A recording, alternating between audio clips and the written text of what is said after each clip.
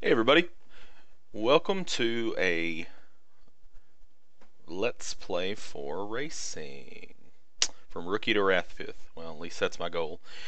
Although I, just being honest, don't see myself probably getting to the Rathpith. Since it costs just so many points. Anyways, if you've been following along, you've watched some of my races and you know that I am to noob at racing.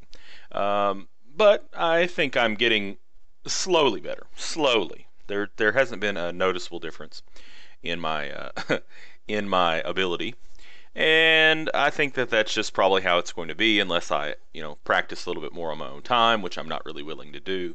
But it's still fun.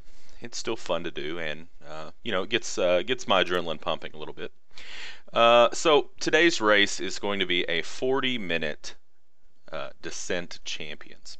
If you're not familiar with what a Descent Champions is basically it's a different kind of race where you have these new zones that you go into, and they don't really have difficulty ratings like the normal game does, such as normal, cruel, or merciless. Instead, after you get to a certain zone within this, I guess you'd call it dungeon, the resistances are automatically ratcheted to that cruel level. There are, I think, 25 levels to this, and there are bosses that are peppered through at various intervals. I think there are 5 total bosses. So I have seen the first 2, and I've beaten the first one, almost beaten the second one, would have beaten him except for a little bit of carelessness. The second one's pretty tough. Or was pretty tough for me. Anyways, I'm sticking with Templar, and I'm going to stick with Lightning Tendrils because I think I need to just stick with one thing. I feel like if I'm always trying new things and doing different things that I'm going to slow my own progression down. So, if you watched before, you probably know exactly what I'm going to do. I'm probably going to pick up a point in survivability. I might not actually, because the Descent seems to be a little bit okay to be kind of grindy versus like the other races. So I may actually just go straight for the damage with the elemental damage, and then duck down into that health after picking up a few things. So we'll see. We will see. So I really do enjoy the Descent Champions, and I hope that I do well. I just need to stay alive. As long as I stay alive, I should get an okay amount of points. So we're gonna grab our Lightning Tendril. In Descent Champions, you don't go back to town, so there's no point in picking up things that you just absolutely can't use. So let's keep on rolling. So we're gonna grab the wand, Splinter of the Moon, and the helmet. That's kind of been my strat, has been to grab those. And let's head in. Alright, so let's change this over to move only.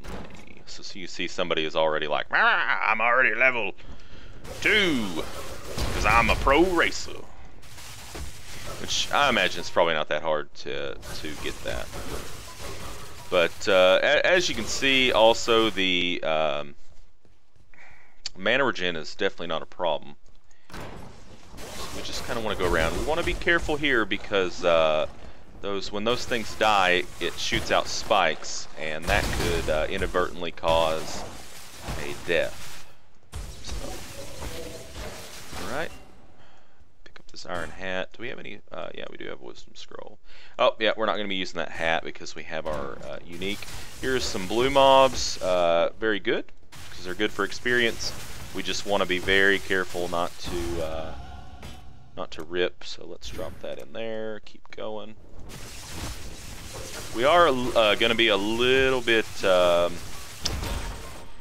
weak at first. We're not going to put on that. We're not going to put on a chest until we are absolutely sure that it's going to be an upgrade. Same thing with shield, just because, as I've mentioned in previous videos, they do slow. Excuse me. They do slow you down. Other pieces of armor are completely fine, but we're not going to be putting those two. So, okay. Oh, there's a lot of blues here, so we're going to back up to a little bit more of a defensible position and also just be doing kind of like a fighting retreat. Last thing I want to do is get in here and rip immediately. Although if I did rip at this point, I certainly would re-roll. Let's pick up those gloves. They're not really the base type that I would like to get. I would like to get like an ES base, probably. Come on, buddy. Okay, so there's a chest. I could pick it up, but I don't think I'm going to. We leveled again. Elemental damage. Please and thank you. Okay. So everything's going pretty well so far. I mean, we're not like blazing any kind of a trail, you know, but okay, our damage is definitely increasing in an appreciative manner. So one of the things about this is you don't want to push too hard. Let's go to the chattering halls. I think I've went to the croaking halls before. So we've got a chest. It's going to have some things in it. We definitely want to grab the flasks. They're useful. The coral amulet will be nice because it will give us some passive regen, of course. Or augmentation, iron ring, not really useful, but we can keep it around in case we need to make maybe a resistance ring. Maybe. We're going to grab the flame totem and the molten shell. I'm going to do my normal strat, if at all possible. I don't think we need 3 mana flasks, just to be quite frank. We could probably even survive with just 2. Alright, so we'll wear that ring for now until we get something better. I think let's go ahead and hit this. Okay, cast speed is good for this build. And we're going to save that other one, I think. And we can't use these yet because we're not level 4. So let's keep rolling. I like to see monkeys. I'm not going to lie, I like to see monkeys. Low hit points, don't do a whole lot of damage. Easy to kill them before they can surround you, so it's beautiful. But I'm not going to chase the monkeys. I'm going to let them come to me. Come to me, monkeys. I have bananas. I will feed them to you.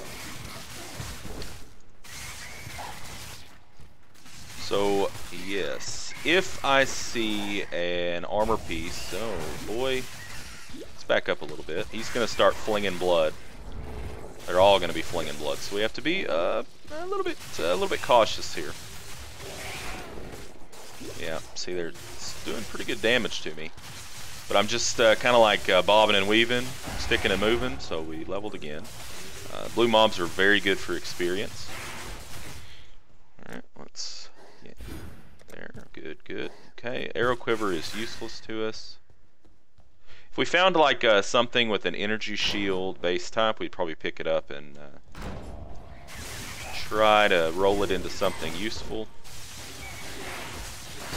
So we're just going through and kind of making progress, but at the same time, see, there's a vine circlet, but we're already using that unique helm, so it's not really worth replacing at this point.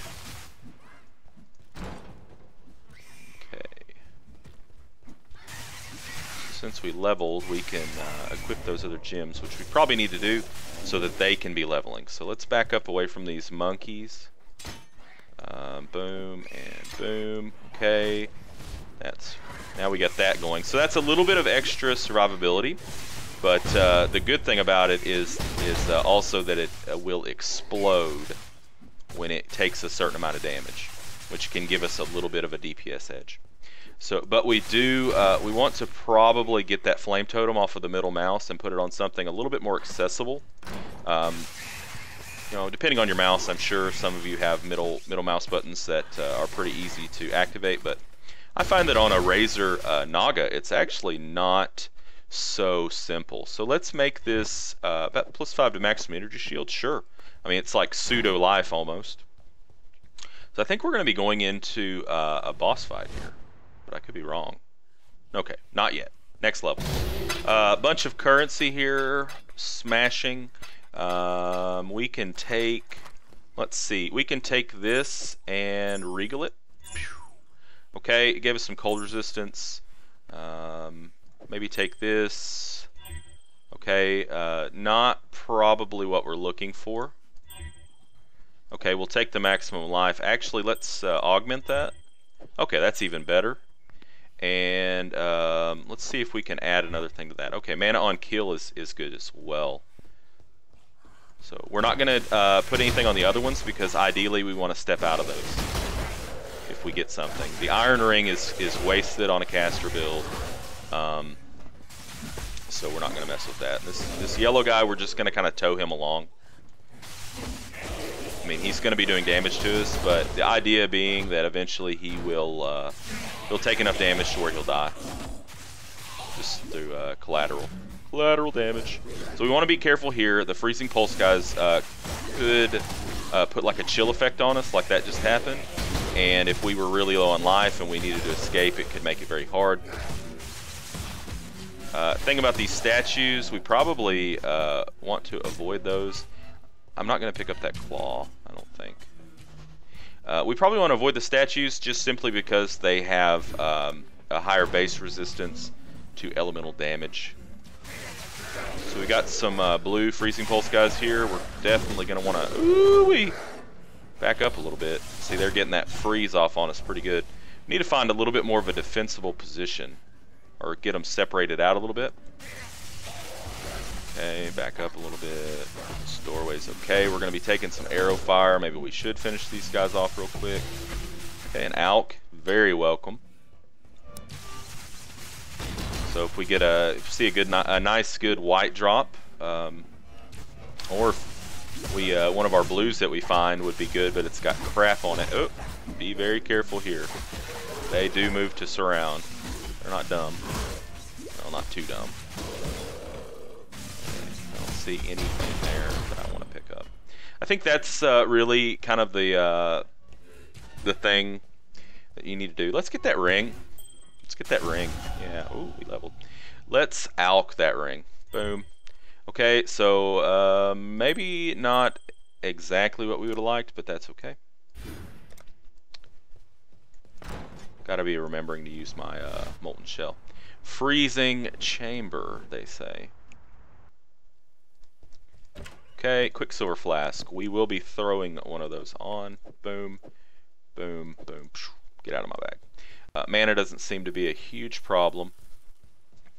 I mean, we could run 2 Quicksilver Flasks, but let's just see how the health plays out first, huh? So we got some blue skellies here. Are going to be a good experience farm for us. Chain gloves. We'll grab those. We might look at making those magic.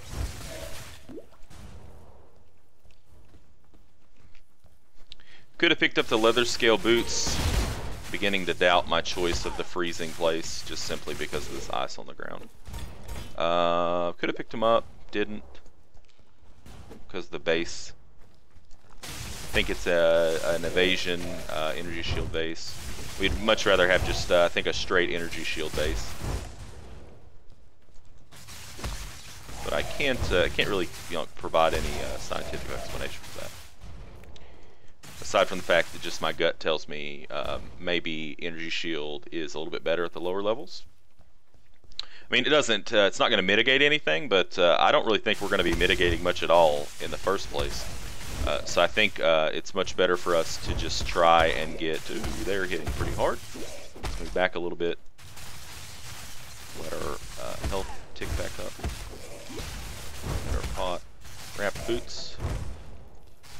So that's the opposite way. It's the energy shield primarily. Let's go ahead and grab it.